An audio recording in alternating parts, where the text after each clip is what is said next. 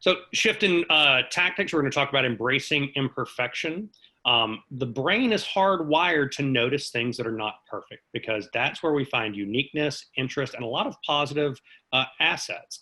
Now, there have been a lot of great studies that illustrate this effect. One of them was done by a urinal manufacturer showing that when they added a decal of a fly to the urinal, that it reduced the spillage, if you will, in men's restrooms.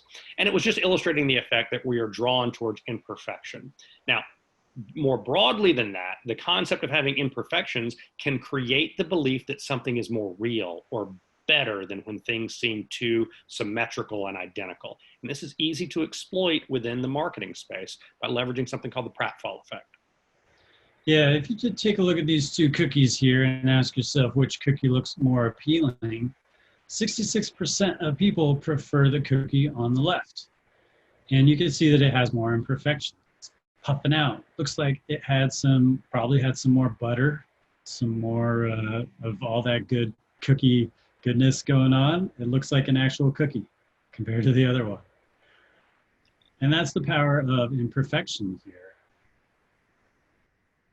We see this in the online space as well. As we've talked about with online reviews, the number of reviews drives human behavior because of the social proof effect. But what we didn't spend a lot of time talking about is the amplitude of those reviews. We don't like buying things that are 5 stars. That seems weird, but the reasoning makes sense. It's because when things are fully 5 stars, our brain thinks, wait a minute, something's wrong here. They've been making this up. Surely there's something not right with it.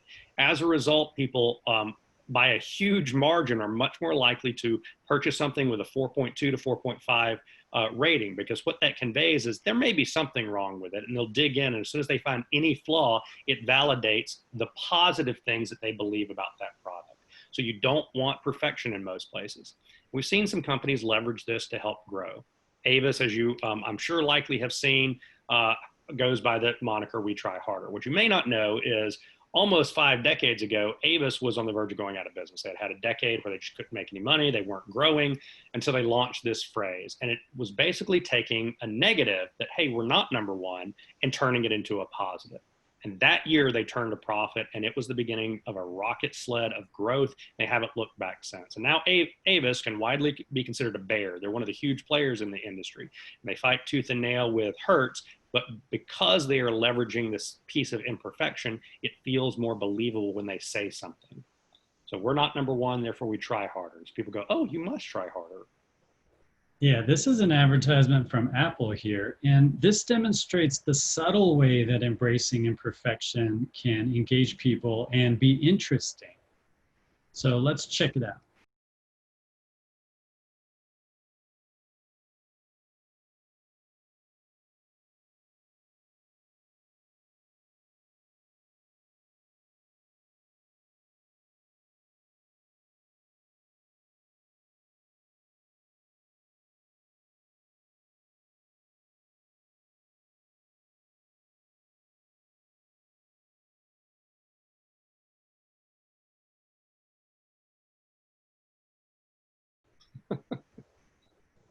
You know what I love about that ad is Apple completely made up a flaw and are leaning into it.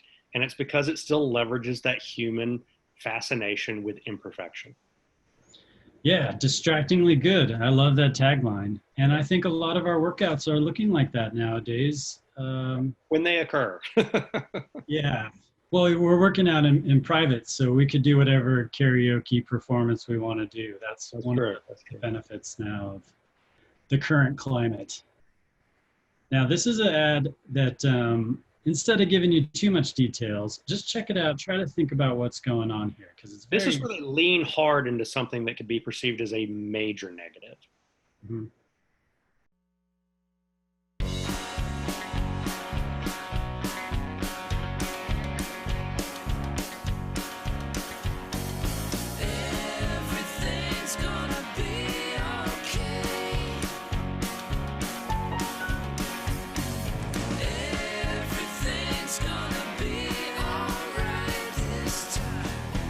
Got a cough? Try Buckley's. You'll be glad you did. Buckley's. It tastes awful, and it works. Not only does this make me laugh, but I love the tagline, because when you embrace a strong negative, the brain takes that and goes, oh, well, the positive must be true, even though that's a nonsensical relationship. And that's at the heart of the pratfall effect. And watching the ad, you get to the end of it and you say, oh, well, that must work. Otherwise, they would never tolerate it being that bad tasting. Yeah, they're using that imperfection to build people's attention throughout the entire ad. You're wondering, why are they making these faces? What's going on? And then at the end, you get that memorable ending of, okay, it tastes awful. So, I mean, medicine should taste awful. Like if it tastes good, you think it can't be working. It should taste bad. That's right. It's the thing with toothpaste, right? Toothpaste is supposed to taste bad. It has something in it that makes us feel it in our mouth so that we feel like it's cleaning our teeth. Now, a Canadian club had an interesting issue. This was the whiskey that your dad drinks. So what happens when your brand is known as the brand that your dad drinks? Well, let's turn that flaw into a feature, because actually your dad was a pretty cool dude, and maybe he wouldn't have even hung out with you. Love how they've taken the brand perception of a negative and leaned hard into it to elevate themselves. Great example of focusing on a flaw. We did this recently with one of our clients, Rita's Italian Ice. As those of you in the Northeast probably know, Italian ice, when you eat it, it colors your tongue. And so we took that negative and turned it into a brand attribute that, hey, when the sun's out and it's warm, you're going to see a lot of people showing off their Ritas by showing the color of their tongue. And this immediately took off. We saw social media lift of people taking pictures of themselves, particularly kids posting them online of sun's out, tongue's out, and it became an attribute that gives a realism to the brand itself. Great example of taking a flaw and turning it into a feature. This video is from our webinar series, and you can check out intermarkgroup.com/webinar to watch the full series. We're a full-service advertising agency that embeds a layer of behavioral science in our creative. And you can check out the information below to learn more about us and to contact us to help you solve your marketing challenges.